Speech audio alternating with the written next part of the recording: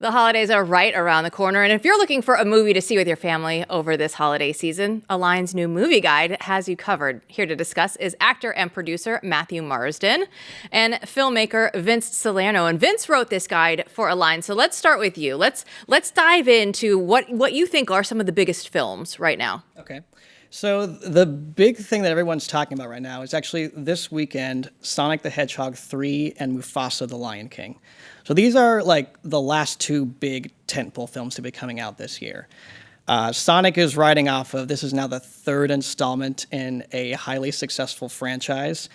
Mufasa is a prequel to the live-action Lion King from 2019. A lot of fans are saying Sonic 3 is going to be the one that'll dominate the box office, and Mufasa, it might do a good, decent amount at the box office, but it's going to trail behind, probably. You know, so the biggest movies of the year are a prequel to a movie that's been around for decades. There's nothing new. A prequel to the remake of it that was around in 2019. Sonic the Hedgehog is a video game that's been around for, also 30 years now. I don't even want to know how long. And that's the Sonic Hedgehog 3, right, coming out. So, Matt Marsden, what do we make of this? Well, yeah, I mean, it's a classic, like we said before. Like they go for the things that they try and think that these are going to make these movies successful, which is existing IP, for example. A built-in fan base is another thing. But if you look back at Sonic, so one of my friends was he worked with a producer on the first Sonic, and it's easy to forget that was an absolute disaster. Like everyone was betting against it, right? It got the terrible, the Sonic that looked like this evil kind of thing. Horrible. Everyone was like, what is going on? You got Jim Carrey in it. Like, what is this weird thing that's happening? And then they turned it around because it is Neil Moritz, and he's the king of Hollywood. Him and Jerry Bruckheimer, they're the kings of Hollywood. For those of you that don't know, Neil Moritz did all the Fast and Furious franchises, and he is one of the only producers in Hollywood that knows how to make a hit. So when all that bad press was coming around, he was like, I don't care. We got to get this out. We got to make it good. And he had a success. But like you said, Matt, this is number 3. Mm-hmm. Like, how much more juice are you going to squeeze out of that lemon? Mm-hmm. Well, another movie that we have, it sounds like a new movie. It sounds like something new, Kraven the Hunter, but it's not, Vince. We're still going off of old franchises as well. Yeah, it's actually the end of a franchise, technically. This is the, third, fourth attempt this year to do a Spider-Man franchise without Spider-Man. And Sony finally got the message and we're like, you know what? Maybe this isn't working, so we're just going to pull the plug. Let's focus on what is working. The Spider-Man movies, the Into the Spider-Verse films.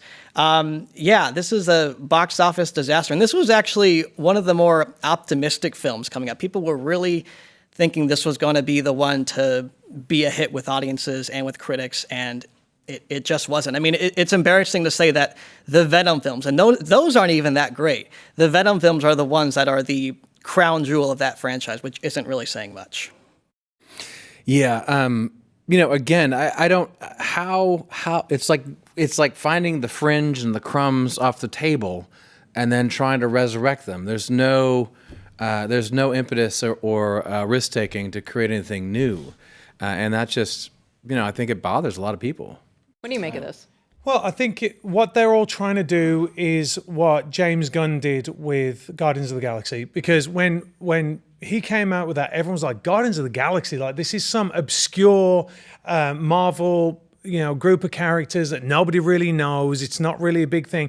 And then it became this giant franchise. Again, it was 3 movies. The first one I thought was pretty terrific. I think he did a really great job, especially with the soundtrack. Like, it kind of reintroduced that soundtrack, we used to get back in the day, Jill, before you were around. No. She's like, I don't remember soundtracks. No, the Bodyguard soundtrack, are you kidding me? Very famous. Yeah. And then, The Lion King was a great one as well. It was, but it used to be... You can figure out how old I am based there on you those go. The Lion references. King, you're like, I watched that when I was 4. No, but what everyone's tried to do is try and capture that lightning in a bottle. And that's what it was. It was lightning in a bottle. So what they're doing is they're going to, like you said, these fringes, because don't forget, Marvel has the majority of these characters. Sony has some of them. And so what they're doing is, okay, we're going to pick these fringe characters and try and make them into a franchise. And the problem is, again, you have to start with a great story. Now, they've got great actors in this. Aaron Taylor Johnson, I worked with him once. You got Russell Crowe, great. And actually, if you watch the original trailer, it was fantastic. There was a lot of optimism for it. And apparently, I have not seen the movie, but I have very good, reliable people that I listen to and watch that have seen it, and they just said it's absolutely abysmal. Perfect. So it's Sony messing it up again. But like as Matt was alluding to before, what happened to doing great original stories? Yeah. And that's what we need. Well, we had a great story, Lord of the Rings. Again, it's not going to be a new movie on your list, Vince. This is going to be a new version of a movie that we've already seen before. We unfortunately, they just don't want to give us anything brand new to break down in this one today. No, they don't, Jill. This is War of the Rohirrim, and I believe it is taken from not the full appendices, but a section of the appendices of the original Lord of the Rings, where they seem to have fabricated and made up. That seems really deep into the Lord of the Rings fandom. Matthew had the look on his face, and he was like, "I'm sorry, what?" Yeah. So I don't know. The response has been a little mixed. I'm not hearing overtly negative things. I'm hearing some people say, "Oh, it's kind of girl bossifying the Peter Jackson Lord of the Rings," because we've already got that with Rings of Power, which the less we say about that, the better. But I'm hearing that some people are saying it's okay. It doesn't really shift the needle. I remember hearing about this movie years ago and thinking, oh, this is exciting. It's something new for the Lord of the Rings fans. They haven't really gotten a lot in a long time. And it's just kind of come and gone. Oh, the Lord of the Rings fans have gotten a lot. They've gotten a lot of trash in the last few years. And this is at least interesting because it's animated, right? Mm-hmm. I mean, so it looks like, interesting animation. But I mean, this is like the ultimate version of what we're talking about, because you're taking a beloved book from the last century that sold, 1 billion copies or whatever throughout the world, already had movies about it, and now you're taking a section from the appendices to make an animated film, just hoping for some, can I touch the hem of Tolkien's garment and just get some of that magic again? I don't know. Yeah, well, I think that the longer time goes by, the better the original trilogy is. It's unbeaten. It's unmatched. And the problem is what you had back. Well, the problem is now is that you've got a bunch of people that have come along and they've said, that old white guy, right? Because let's face it, that's what it's about. That old white guy, that Tolkien fella, what did he know? We really know the meaning of Lord of the Rings. And the absolute reason why the first one was such a success was that Peter Jackson said, I will respect what Tolkien wanted, what he wrote. And he just made, even he had to change it. You have to change elements of the books because they're so big. But even those changes now, I think that when they got criticized initially, Lord of the Rings fans now are like, please just change just as little as what Peter Jackson did. And you can still watch them now. And isn't it interesting that the animation and the special effects in the original trilogy are better than the ones in The Hobbit and anything that's come since? Is it better than the Rings of Power? Yeah. So leave it alone. Give it just leave it alone. Yeah. All right. Now, whether it's on the list or not, I want everybody to go around and say what you are actually going to be watching now this holiday season. If you have a tradition, if you have a favorite movie that you watch every year, or if you're going to pick something new off the list. Vince?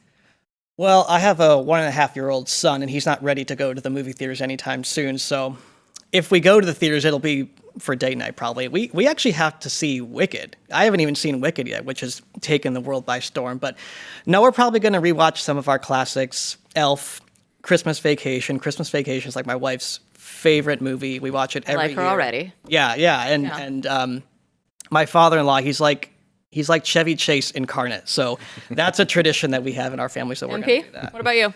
Well, I mean, as a family, this conversation has happened a few times in the last few weeks.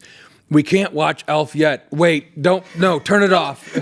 It's on. Respect. We need to wait till Wait for till the we right time. actually watch Elf together. So that is one that we'll watch, and then I'll catch up on things that I need to see this full second season of Silo. Right? There's a couple there's series and things like that are out there that my wife and I have watched, and I'll use it if I actually get a week off and I take it. I'll use it to catch up. I know that my family will be watching It's a Wonderful Life over Christmas Eve. I want to see What that about again you? this year. Darn it! I was like, didn't say Yeah. it. Ooh. Yeah. Yeah, no, of You're course, welcome. it's a Wonderful Life. It's Yeah. the greatest, probably the greatest movie of all time, but it's certainly the greatest Christmas movie of all time. Well, I'm glad that we agree. Yeah. I mean, there's half of the table. They're watching Elf. He's gonna watch it. He's gonna go and watch Wicked. Well, That is It's wicked. technically my wife who wants to watch Wicked. I'm just tagging along. He's just doing it for informational purposes. Yes, Of course yes, he is. I need to write a review. I have thought right. this year. My family used to watch A Wonderful Life every year, and I sort of got sick of it. Right, I've seen it so many Ow. times. But now I actually caught myself the last few weeks saying I need to watch that movie again.